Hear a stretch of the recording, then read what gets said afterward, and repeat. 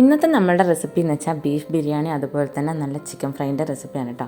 അപ്പം നമ്മുടെ ആദ്യം തന്നെ ചിക്കൻ തന്നെ നന്നായിട്ട് കഴുകി എടുത്തിട്ടുണ്ട്. ഇനി ഇതിലേക്ക് നമുക്ക് മസാലയൊക്കെ പുരട്ടി വെക്കണം. അതിനായിട്ട് നമ്മൾ ആദ്യം തന്നെ മഞ്ഞൾപ്പൊടി ഇട്ട് കൊടുക്കുക. അതുപോലെ തന്നെ എരിവിനനുസരിച്ച് നമുക്കതിലേക്ക് മുളക് പൊടി ആഡ് ചെയ്ത് കൊടുക്കാം. പിന്നെ അതിലേക്ക് ഒരല്പം കുരുമുളക് പൊടി, അല്പം ഗരം മസാല, ഇത്രയും കൂടി ആഡ് ചെയ്തതിന് ശേഷം നന്നായിട്ടൊന്ന് നമുക്ക് പുരട്ടിയെടുക്കാം. ഞാനിതൊരു മണിക്കൂർ വെച്ചതിന് ശേഷം എയർ ഫ്രയറിലൊന്ന് ഫ്രൈ ചെയ്തെടുക്കുകയാണ് ചെയ്യുന്നത്. താഴെ കുറച്ച് വെളിച്ചെണ്ണ തടവി കൊടുക്കുക. അതുപോലെ തന്നെ പീസ് വെച്ചതിന് ശേഷം അതിൻ്റെ മുകളിലേക്കായിട്ടും ജസ്റ്റ് കുറച്ച് വെളിച്ചെണ്ണ ഒന്ന് ജസ്റ്റ് ഇങ്ങനെ പുരട്ടി കൊടുക്കുക കേട്ടോ. 200 ഡിഗ്രി ടെമ്പറേച്ചറിലാണ് നമ്മൾ വെക്കുന്നത്. അതൊരു 15 മിനിറ്റ് കഴിഞ്ഞതിന് ശേഷം ഒന്ന് തിരിച്ചിട്ട് കൊടുക്കുക. എന്നിട്ട് അടുത്ത സൈഡും കൂടെ ഒന്ന് ജസ്റ്റ് ഇത്തിരി വെളിച്ചെണ്ണ പുരട്ടി കൊടുക്കുക. പിന്നെ ഒരു 10 മിനിറ്റും കൂടെ ഫ്രൈ ചെയ്തെടുത്താൽ മതി. അപ്പോൾ അതാകുമ്പോഴത്തേക്കും നമുക്ക് നമ്മുടെ റൈസിൻ്റെ പണി നോക്കാം. ഞാനിവിടെ അരി ഒന്ന് കഴുകി വൃത്തിയാക്കി വെച്ചിട്ടുണ്ട്. ഇനി നമ്മൾ പാന് വെച്ച് അതിലേക്ക് 2 കപ്പ് അരിയാണ്, ഞാൻ 4 കപ്പ് വെള്ളം എടുത്തിട്ടുണ്ട്. കാരണം അരി കുതിർത്ത് വെക്കുകയോ ഒന്നും ചെയ്തിട്ടില്ല. അതുകൊണ്ട് 4 കപ്പ് വെള്ളം നമ്മൾ എടുക്കുന്നുണ്ട്. അരി കുതിർത്ത് വെക്കുകയാണെങ്കിൽ നമുക്കൊരു 3.5 കപ്പ് വെള്ളം മതിയാവും കേട്ടോ. ഇനി ആ വെള്ളത്തിലേക്ക് ഞാനിവിടെ നെയ്യ് ആഡ് ചെയ്ത് കൊടുക്കുന്നുണ്ട്. അതുപോലെ തന്നെ ഇതിലേക്ക് നമുക്ക് ഏലക്ക, പട്ട, ലീഫ്, ഗ്രാമ്പു ഇത്രയും ഞാൻ ആഡ് ചെയ്ത് കൊടുക്കുന്നുണ്ട്. പിന്നെ കുറച്ച് ഷാജീരകം കൂടി ഇട്ട് കൊടുക്കുന്നുണ്ട് കേട്ടോ. ഇനി അതെല്ലാം ഒന്ന് തിളച്ച് വരുമ്പോഴത്തേക്ക് നമുക്ക് എന്ത് ചെയ്യാം, ഇതിലേക്ക് ആവശ്യത്തിനുള്ള ഉപ്പ് ചേർത്ത് കൊടുക്കാം. പിന്നെ ഒരല്പം ക്യാരറ്റ് കട്ടി കുറഞ്ഞ് അരിഞ്ഞതും കൂടെ ഞാനിതിലേക്ക് ചേർത്ത് കൊടുക്കുന്നുണ്ട്. വെള്ളമെല്ലാം നല്ലോണം തിളച്ച് വന്നിട്ടുണ്ട്. ഇനി നമുക്ക് എന്ത് ചെയ്യാമെന്ന് വെച്ചാൽ ഇതിലേക്ക് നമുക്ക് അരി ഇട്ട് കൊടുക്കാം. അരി നമ്മൾ കഴുകി വെച്ച് വെള്ളമെല്ലാം തിളച്ച് വരുമ്പോഴത്തേക്ക് നന്നായിട്ട് ഡ്രൈ ആയിട്ടുണ്ട് കേട്ടോ. അപ്പോൾ അരി ഇട്ട് കൊടുത്തു, നന്നായിട്ടൊന്ന് ഇളക്കി കൊടുക്കുക. കയമയാണ് എടുത്തിരിക്കുന്നത്. അതൊന്ന് ഇളക്കി കൊടുത്ത് ഉപ്പൊക്കെ നോക്കണം. എപ്പോഴും നമ്മൾ ചോറ് വെക്കുമ്പം ഒരിത്തിരി ഉപ്പ് മുന്നിൽ നിൽക്കണം. കാരണം അരിയൊക്കെ വെന്ത് വരുമ്പോഴത്തേക്ക് അങ്ങനെ ഇട്ടാൽ മാത്രമേ നമുക്ക് ചോറിന് ഉപ്പ് ഉണ്ടാകത്തുള്ളൂ. ഇനി അതൊന്ന് മൂടി വെച്ച് ജസ്റ്റ് ഇടയ്ക്കൊന്ന് ഇളക്കി കൊടുക്കണം. ഇത് കണ്ടല്ലോ, ആദ്യം ആ തിളച്ച് കഴിഞ്ഞതിന് ശേഷം നമുക്ക് തീ നല്ലോണം കുറച്ച് വെക്കാം കേട്ടോ. അപ്പോൾ നമ്മുടെ റൈസ് നല്ല രീതിയിൽ സെറ്റായി വന്നിട്ടുണ്ട്. ഇനി നമുക്ക് ദമ്മിടേണ്ടതുകൊണ്ട് തന്നെ നമുക്ക് എന്ത് ചെയ്യാം, ഇതൊന്ന് തീയൊക്കെ ഓഫ് ചെയ്ത് നമുക്കൊന്ന് മാറ്റി വെക്കാം കേട്ടോ. നമ്മുടെ ചോറിൻ്റെ പണി കഴിഞ്ഞിട്ടുണ്ട്. ഈ ഒരു സമയമാകുമ്പോഴത്തേക്കും നമ്മൾ എയർ ഫ്രയറിലെ ചിക്കനൊക്കെ ഫ്രൈ ആയി വന്നിട്ടുണ്ട് കേട്ടോ. ഇനി നമുക്ക് ബീഫിൻ്റെ പരിപാടിയാണ്. ബീഫ് നമ്മൾ ഓൾറെഡി വരട്ടി വെച്ച ബീഫുണ്ട്, അതൊന്ന് ദമ്മിടുന്നേ ഉള്ളൂ. അപ്പോൾ കുറച്ചും കൂടെ മസാല വേണമെന്നുള്ളതുകൊണ്ട് ഞാൻ അതിൽ പാൻ ചൂടാക്കി എണ്ണയൊക്കെ ഒഴിച്ച് അതിലേക്ക് അല്പം സവാള ആഡ് ചെയ്ത് കൊടുത്തിട്ടുണ്ട്. ഒരു 2 സവാള എടുത്തിട്ടേ ഉള്ളൂ. അതിലേക്ക് ഒരല്പം മഞ്ഞൾപ്പൊടി ഉപ്പും കൂടി ആഡ് ചെയ്ത് കൊടുത്തിട്ട് നന്നായിട്ട് നമുക്കൊന്ന് വഴറ്റിയെടുക്കാം. ഉള്ളി ഒന്ന് വഴന്ന് വരുമ്പോൾ നമുക്കതിലേക്ക് ഇഞ്ചിയും വെളുത്തുള്ളിയും പച്ചമുളകും കൂടെ ചതച്ചത് ആഡ് ചെയ്ത് കൊടുക്കാം. എന്നിട്ട് അത് നല്ലോണം പച്ചമണം മാറുന്ന വരെ ഒന്ന് ഇളക്കി കൊടുക്കുക. ഇനി നന്നായിട്ടത് ഒന്ന് ഉള്ളിയൊക്കെ നല്ലോണം സെറ്റായി വരുമ്പോൾ നമുക്കതിലേക്ക് ഒരു തക്കാളി ആഡ് ചെയ്ത് കൊടുക്കാം. പിന്നെ ഒരല്പം ഗരം മസാല, അതുപോലെ തന്നെ കുരുമുളക് ഇത്രയും കൂടെ നമ്മൾ ആഡ് ചെയ്ത് കൊടുത്തിട്ടുണ്ട്. എങ്ങനെയാണോ നമ്മൾ നോർമലി ഒരു മസാല ഉണ്ടാക്കുന്നത് അത് ഇതിൽ തന്നെ നമ്മൾ കുറച്ചാണെങ്കിൽ മസാല ഉണ്ടാക്കിയിട്ടുണ്ട്. നല്ലോണം അതൊന്ന് സെറ്റായി വരുമ്പോൾ നമുക്കതിലേക്ക് വരട്ടി ബീഫാണ്. അല്ലെങ്കിൽ നമ്മൾ ബീഫ് ബിരിയാണി വെക്കുമ്പോൾ നമ്മൾ ആദ്യം എന്തെങ്കിലും കുക്കറിലൊന്നും ബീഫ് വേവിച്ചെടുക്കത്തില്ലേ. അപ്പോൾ ഇത് വരട്ടി ബീഫ് ഇതിലേക്ക് ആഡ് ചെയ്യുന്നതെന്ന് മാത്രമേ വ്യത്യാസമുള്ളൂ.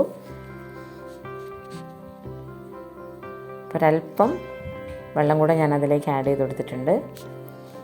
പിന്നെ ജസ്റ്റ് നന്നായിട്ടൊന്ന് മിക്സായി നല്ല തിക്കായിട്ട് വരട്ടെ, മസാലയൊക്കെ സെറ്റായി വരട്ടെ. അതുവരെ നമുക്ക് വെയിറ്റ് ചെയ്യാം. മസാലയൊക്കെ ഇവിടെ റെഡി ആയിട്ടുണ്ട്. ഇനി ഇതിൻ്റെ മുകളിലേക്ക് നമുക്ക് ചോറിട്ട് കൊടുത്ത് ഇതൊന്ന് ദമ്മിട്ടെടുക്കണം. അപ്പോൾ നമ്മൾ ചോറ് ഇതിൻ്റെ മുകളിലേക്ക് ഇട്ട് കൊടുക്കുകയാണ്. തീ നല്ല ഫ്ലെയിം കുറച്ച് വെക്കണം കേട്ടോ.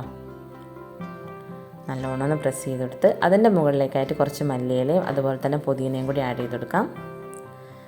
പിന്നെ കുറച്ച് എന്ത് ചെയ്യുന്നുണ്ട്, കാഷ്യൂനട്ടും കിസ്മിസും കൂടെ അതിൻ്റെ മുകളിലേക്ക് ആഡ് ചെയ്ത് കൊടുക്കുന്നുണ്ട് കേട്ടോ. ഇനി ഇതൊന്ന് അടച്ച് വെച്ച് നമുക്കൊന്ന് ദമ്മിട്ടെടുക്കാം. ഇവിടെ കണ്ടല്ലോ നല്ലോണം ആവിയൊക്കെ വന്നിട്ടുണ്ട്. ദമ്മൊക്കെ റെഡിയായി, ബിരിയാണി സെറ്റായിട്ടുണ്ട്. ഇനി നമുക്ക് അടുത്ത പരിപാടി നോക്കാം. അടുത്തത് നമുക്കൊരു സ്പെഷ്യൽ ചിക്കൻ റെസിപ്പിയാണ് കേട്ടോ. ചിക്കൻ ഫ്രൈ ആണ്. അപ്പോൾ എയർ ഫ്രൈയിലെ ചിക്കൻ ഇവിടെ നന്നായിട്ട് ഫ്രൈ ആയി കിട്ടിയിട്ടുണ്ട്. ഇനി അതിന് വേണ്ട സാധനങ്ങൾ: സവാള ചെറുതായിട്ട് കട്ട് ചെയ്തത്, മല്ലിയില പുതിനയില ചെറുതായി കട്ട് ചെയ്തത്, ഇഞ്ചി വെളുത്തുള്ളി പച്ചമുളക് ചതച്ചത്, പച്ചമുളക്, ഇത്രയും കാര്യങ്ങളാണ്. ഇനി ഒരു പാൻ വെച്ച് എണ്ണ ചൂടായതിന് ശേഷം അതിലേക്ക് നമുക്ക് കുറച്ച് വലിയ ജീരകം ആഡ് ചെയ്ത് കൊടുക്കാം. അതിനുശേഷം നമുക്ക് സവാളയും അതുപോലെ തന്നെ ഇഞ്ചി പച്ചമുളക് ചതച്ചതും എല്ലാം കൂടെ അതിലേക്ക് ആഡ് ചെയ്ത് കൊടുത്ത് നമുക്ക് നന്നായിട്ടൊന്ന് വഴറ്റിയെടുക്കണം. കുറച്ച് മഞ്ഞൾപ്പൊടി ഉപ്പും കൂടി ആഡ് ചെയ്ത് കൊടുത്ത് പെട്ടെന്ന് നമുക്കൊന്ന് വഴറ്റിയെടുക്കാം.